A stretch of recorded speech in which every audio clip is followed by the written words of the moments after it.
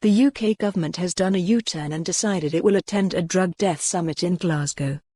Following the publication of record drug death statistics in July, the Evening Times called for an emergency drug death summit in the city and asked the UK government, Scottish Government and Glasgow City Council to attend. Joe Fitzpatrick, Scottish Public Health Minister, said he would seek to host such a summit, and Glasgow City Council said yes to facilitating and attending. However, UK ministers said no. The Evening Times wrote to Boris Johnson, who was then in a leadership contest with Jeremy Hunt to be Prime Minister, Sajid Javid, who was Home Secretary, and Victoria Atkins, then Drugs Minister. But none would commit to come to Glasgow to discuss the problem and seek solutions. Drug deaths increased by 40% to 280 in Glasgow last year, a record high, while in Scotland the total was 1,187 deaths. As recently as last month, Kit Malthouse, Crime and Policing Minister, responded to Mr Fitzpatrick to say he could not commit to attend a summit in Glasgow but wished the government well with it. Now, however, Mr Malthouse has stated publicly he wants to hold a summit in Glasgow, which he said was where the heart of the problem exists in Scotland. The minister told the Scottish Affairs Committee at Westminster, "I do recognise Scotland in particular has a problem that we need to get together and sort out.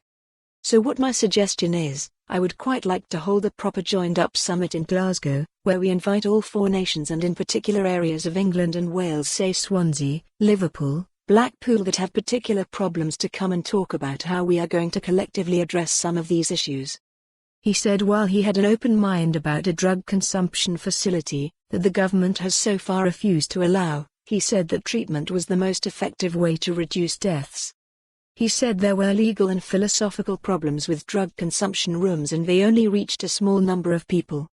Mr Malthouse told MPs on the committee that the drugs were produced illegally, sold illegally and taken illegally.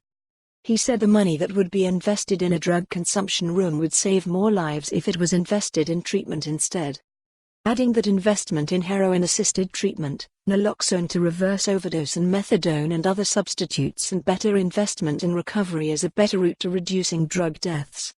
He added, "I think there is more compelling evidence about treatment. I'm happy to have the discussion about drug consumption rooms, but I would like to see a bigger scale of investment in treatment." Scottish Government welcomed the change of heart and said that a drug consumption room must be on the agenda. Public Health Minister Joe Fitzpatrick. For more on this story, visit the news article link.